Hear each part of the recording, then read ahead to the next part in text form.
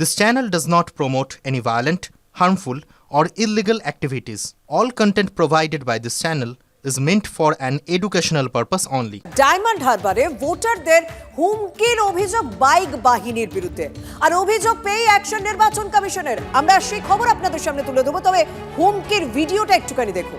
UEM Jaipur is a perfect target for prospective students aspiring for good jobs, good education with future-ready skills.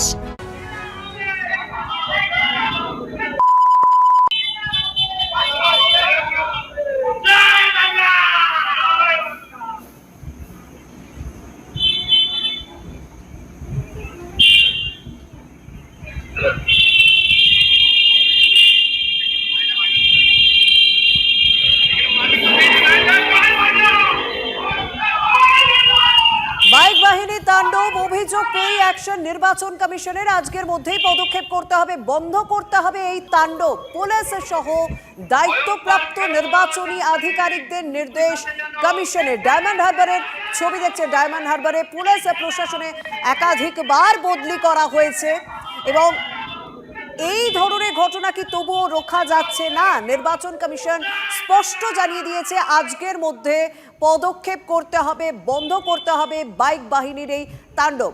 Police সহ দায়িত্বপ্রাপ্ত নির্বাচনী আধিকারিকদের নির্দেশ দিয়েছে commission. ভোটের আগে ছবি দেখছেন, 29 তারিখ নির্বাচন, তার আগে এই ভিজুয়াল ধরা পড়ছে। সিসি ক্যামেরা ফুটেজ আমরা দেখাচ্ছি আপনাদেরকে।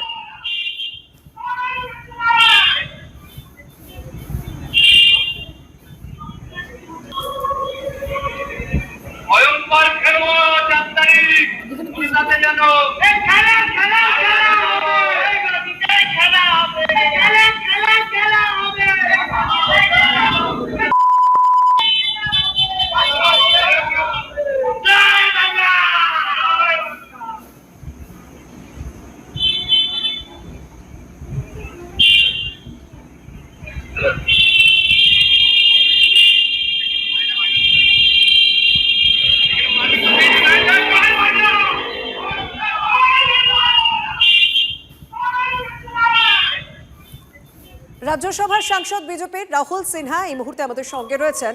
ভোট 29 তারিখ, আর কদিনের মধ্যে, কয়েক ঘন্টা বলা ভালো, কিন্তু তার আগে ডায়মন্ড হারবারে দেখছি বাইক বাহিনীর রীতিমতো হুমকি দিচ্ছেন। যদিও অ্যাকশন নিয়েছে নির্বাচন কমিশন, আগে তো প্রশাসনিক রদবদলও হয়েছে, তবে এই ধরনের ঘটনাগুলো কেন রোখা যাচ্ছে না? আপনারা কিভাবে দেখবেন?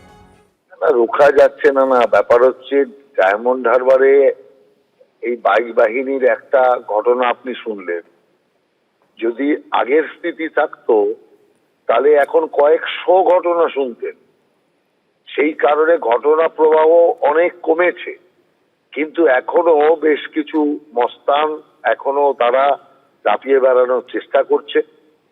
কিন্তু এখন হতাশ হয়ে শেষ পর্যন্ত হুমকি ইত্যাদি দেওয়ার কাজ শুরু করেছে।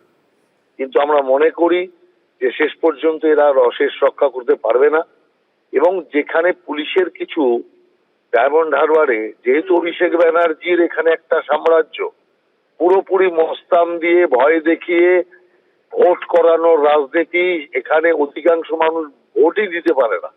এই যে একটা অবস্থা চলছিল, সেখানে এবার আপনি দেখবেন প্রচুর মানুষ ভোট দেবে এবং প্রচুর মানুষ এই সমস্ত যে অভিষেক ব্যানার্জির গুন্ডা বাহিনীকে উপেক্ষা করেও তারা ভোট দেবে। অতএব আমরা মনে করি কিছু পুলিশ আধিকারিককে হাত করে ওরা যে কাজ করছে তাতে বেশিক্ষণ টিকবে না, কারণ 5 জন পুলিশ আধিকারিককে গতকালই সাসপেন্ড করা হয়েছে এবং আরো কয়েকজনকেও করা হবে।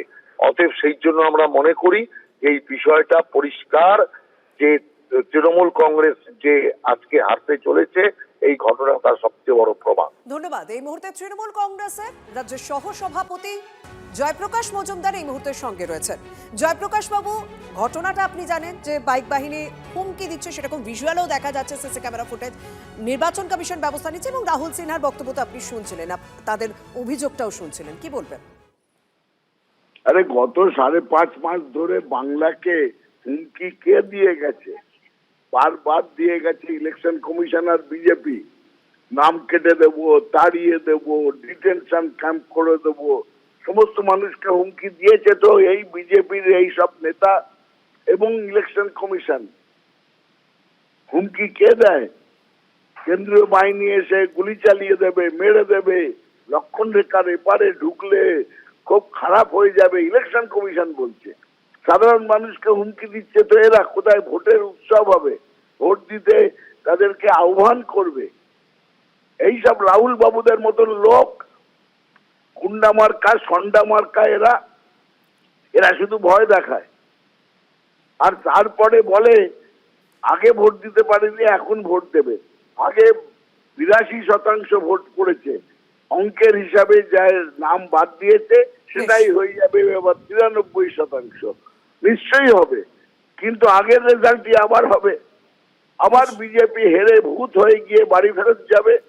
রাহুল বাবুরা এখানে থাকবেন, অমিত শাহ, নরেন্দ্র মোদী দল বল নিয়ে, ইলেকশন কমিশন নিয়ে তারা আবার দিল্লি পালাবেন, ধন্যবাদ। বাংলা থাকবে।